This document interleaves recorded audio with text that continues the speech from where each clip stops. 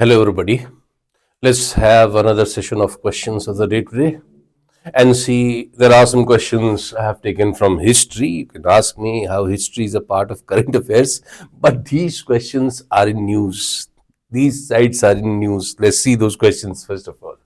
Now, the first question reads like this: in which one of the following states or UT one can find the historical Telhara site? Now, Telhara site, the option is Ladakh, Bihar, Sikkim, Arunachal Pradesh. But as far as the correct option is concerned, the correct option is Bihar. So there are two sites one should know. One is called as Telahara, and second is called as Ghoda Katora.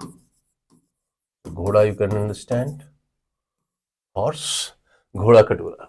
And these two sites are situated in the Nalanda district of Bihar. Nalanda district of Bihar.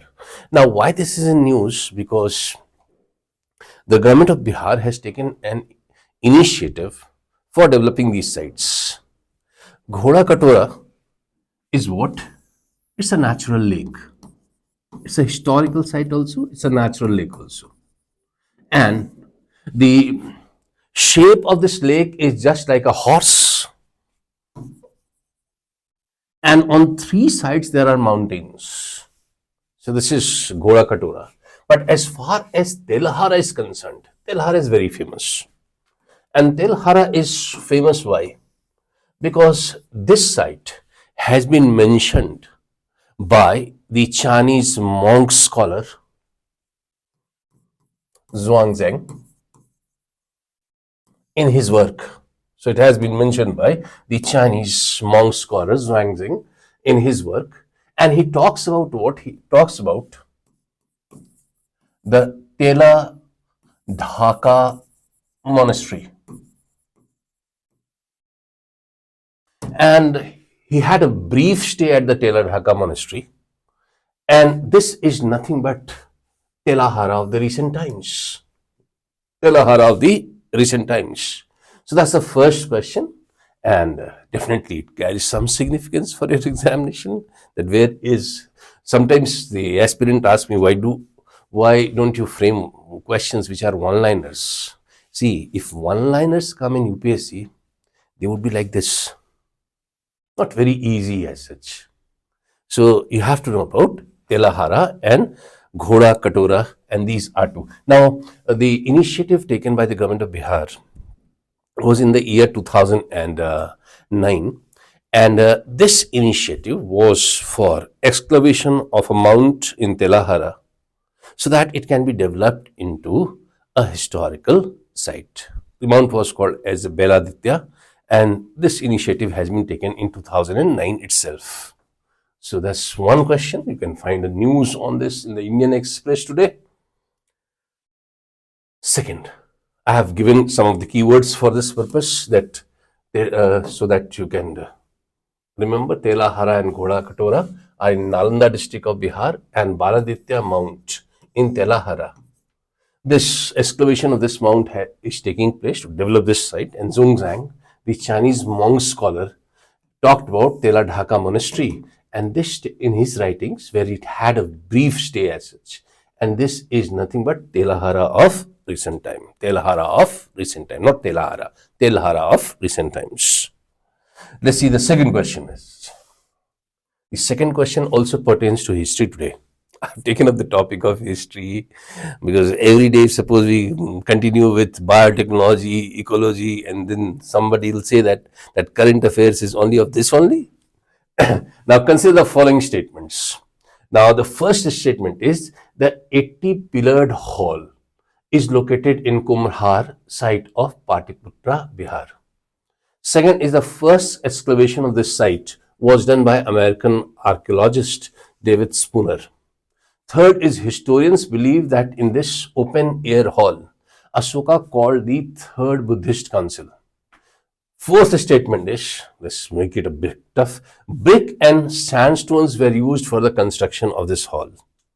And the fifth statement is that this open-air hall also finds a mention in the writings of Megasthenes. What do you think? How many statements are correct? See, first statement is definitely correct. Kumarhar, the site. The second is also correct.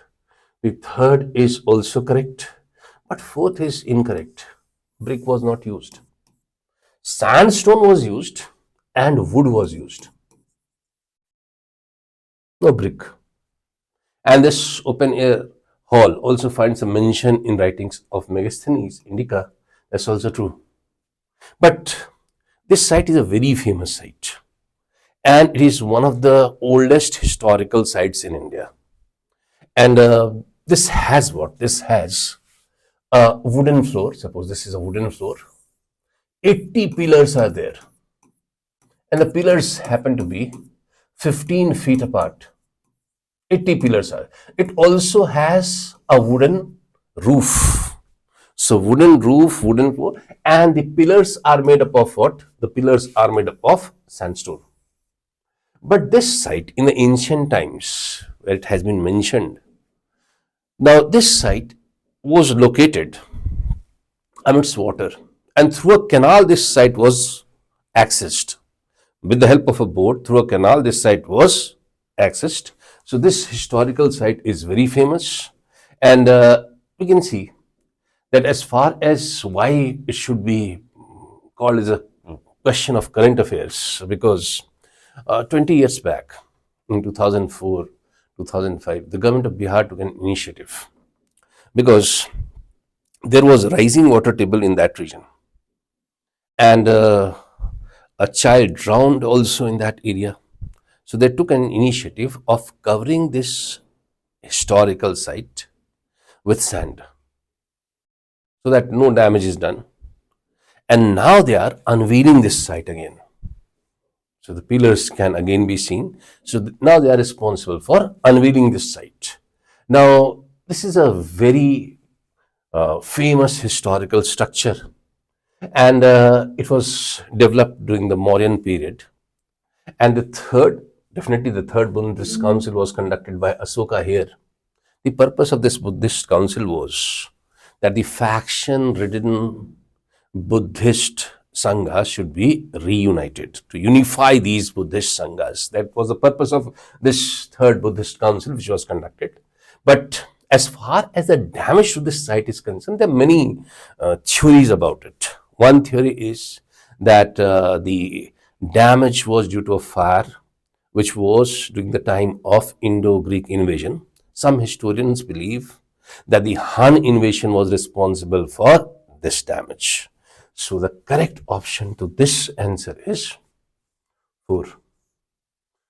1, 2, 3, and 5. Fourth statement is incorrect. So only 4 would be the correct option as such. Let's see another question.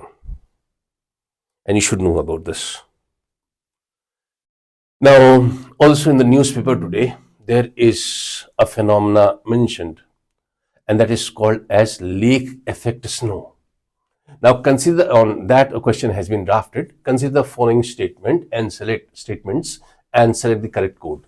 Great Lakes are the largest group of freshwater lakes situated along the US and Canada border. That's a static question. Everybody should know. One who is preparing for UPSC should know about the Great Lakes. That's true. Lake effect snow occurs relatively in narrow band. It's also true. But the third statement, most of the moisture needed for the lake effect snow comes from the lakes. No, this is wrong. What is lake effect snow? What happens that in some areas like the Great Lakes, which has recently witnessed the Great Lakes, which has recently witnessed lake effect snow. Suppose this is the lake. Now the cold air mass runs over the lakes. It's a cold air mass which is running over the lake, moving over the lake. But the water of the lake is warm. So when the cold air mass moves over the warm water of the lake, then what happens? That in the cold air, the moisture is present. And this moisture would be leading to what? Cloud formation. And because of this, snowfall intensifies.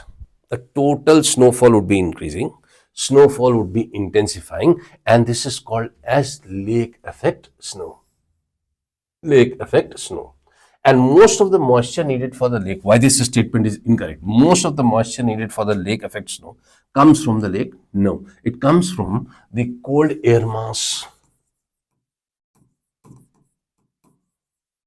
Cold air mass.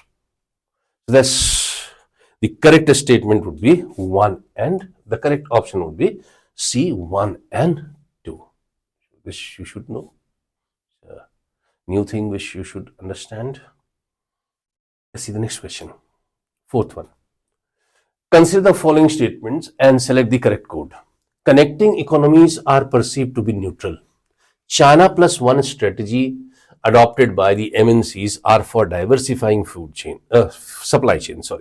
Trade Watch report released by the Niti Aayog says that Vietnam, Thailand, Cambodia, and Malaysia have emerged as big beneficiaries of China plus one strategy than India. See, as far as the correct option is concerned, all the three statements are correct. Nothing is wrong. Code is A. But connecting economies mean what?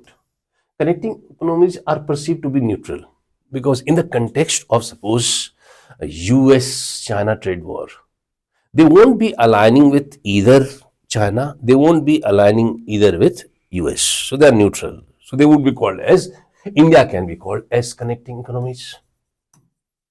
The best example is India. Neither it aligns with China nor it aligns with US.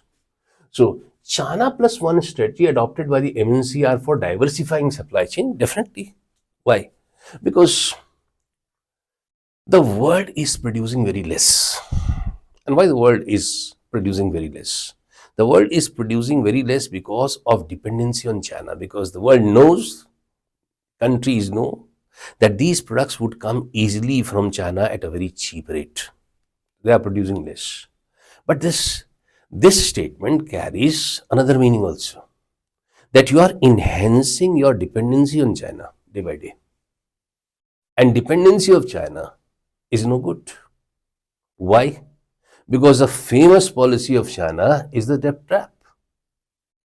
That's why countries like US, Japan say that diversification of food chain should take place. And in this context, China plus one strategy has been adopted by MNCs for diversifying supply chain. Supply chain as such. And Trade Watch report, definitely this report was released yesterday by Niti Aayog, says that Vietnam, Thailand, Cambodia, Malaysia have emerged as big beneficiary of China one strategy. Then India, definitely. Why? Because India is lagging behind. And India is lagging behind. Why? Because India does not have free trade agreement with a number of nations. India fears that also. There are many ifs and buts in free trade agreement also. So one problem is that, and the growth of India is another problem. So definitely a number of points have been given in this report that why India is lagging behind. Should know about this report also and should know about China plus one strategy and collecting economies.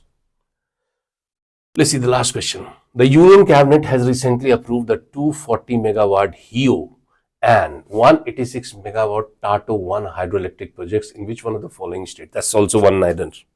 Because don't tell me that I do not ask you one-liners. Now the correct option is Arunachal Pradesh. And why should be asked as a question of current affairs? Because these two projects are in news. As these projects are protested by human rights activists, and the name of human rights activists is Ibo Mili, and Northeast Human Rights Group he's associated with. So he's protesting against the establishment of these hydroelectric projects, which would be affecting the indigenous people. So it has also asked UN, drawing the concern of the local people, indigenous people, related to the establishment of these projects as such. That's for today. Thank you so much.